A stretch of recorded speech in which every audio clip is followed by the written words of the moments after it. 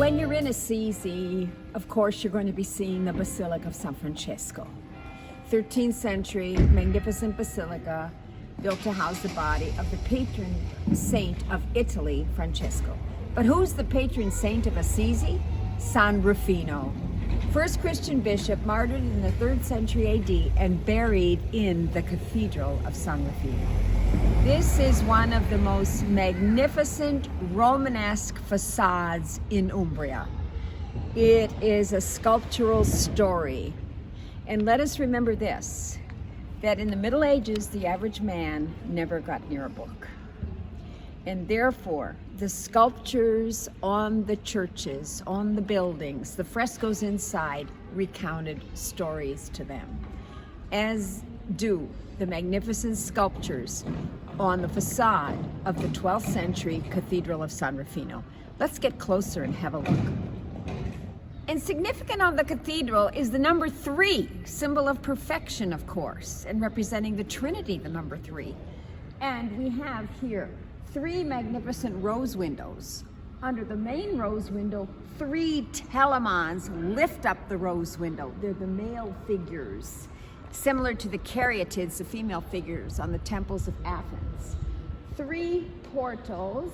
In each portal are sculpted in the beautiful pink limestone of Assisi 3 figures.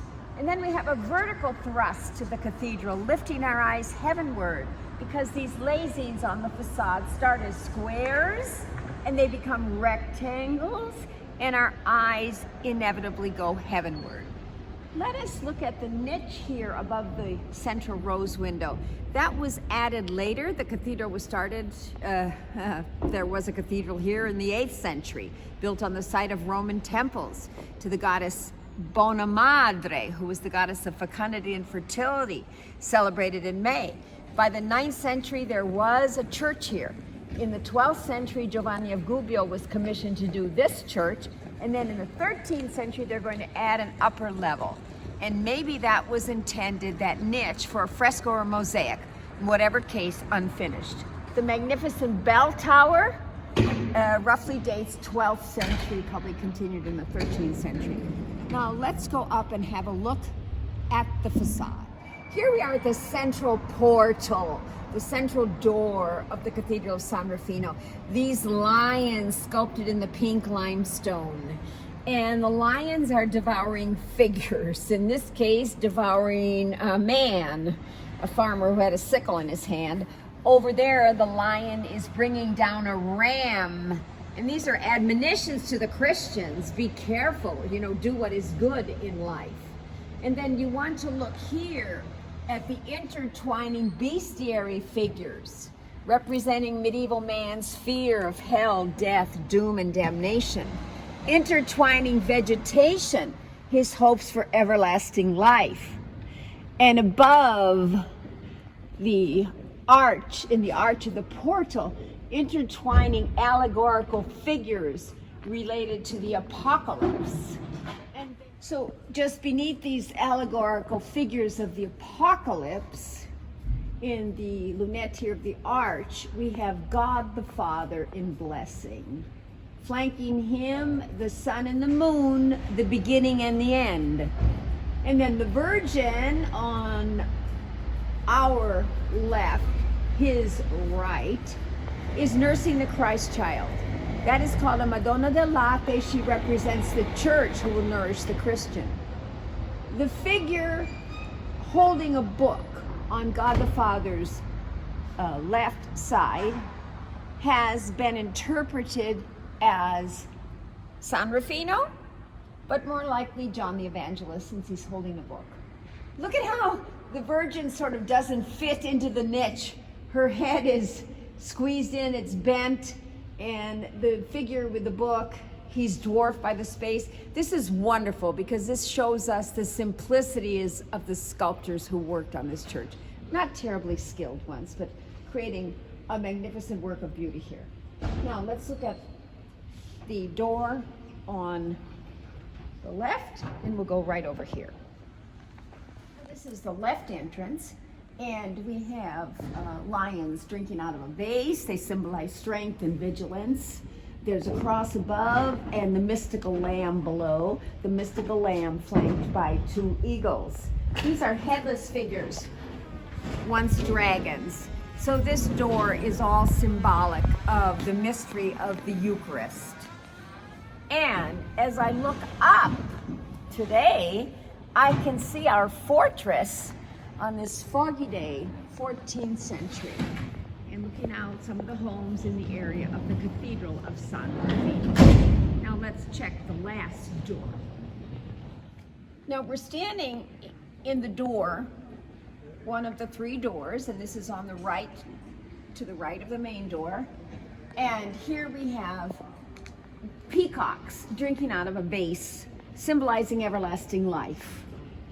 Below the peacocks, the Lamb of God, and flanking the Lamb of God, the symbols of the four evangelists. Just to the right of the Lamb of God is the eagle, symbol of St. John the Evangelist. To the right of the Lamb of God is the angel, symbol of St. Matthew. And then we have over here the oxen, symbol of St. Luke. Luke's gospel is the only one recounting the full nativity story, and thus grounded in popular culture. And then the winged lion, Mark, the gospel of strength. And St. Mark is the patron saint of Venice. And then up here, look what we have on this wall. Roman inscription, maybe dating from the time of the temples which were here before the first church. And up there we have a relief of one of the agricultural tasks of the year. And this representation of the agricultural tasks of the year often appeared in medieval sculpture. And so this is the magnificent Cathedral of San Rufino. Absolutely not to miss when you're in Assisi. And we must mention before we finish our talk, the symbols surrounding the rose window. The four evangelists, the oxen for Luke, the eagle for St. John, the lion for Mark, and the angel symbol of Matthew.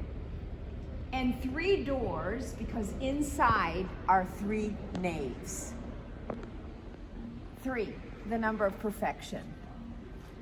The Cathedral of San Rufino, magnificent Romanesque building not to miss when you're in Assisi, and housing the body of the patron saint of Assisi, San Rufino.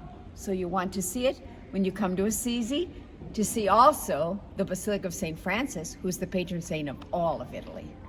And how not to mention this? I remember as a child growing up that sometimes we would get a coin to ride the merry-go-round in the shopping mall. Well, in Assisi, the children ride the lions of San Rufino. And in fact, we have a Christmas card of our two sons, Keegan and Mattia, 1 year, sitting on the lions of San Rufino. They've been well worn, these leoni di San Rufino. You want to sit on one yourself and get photographed when you're in Assisi.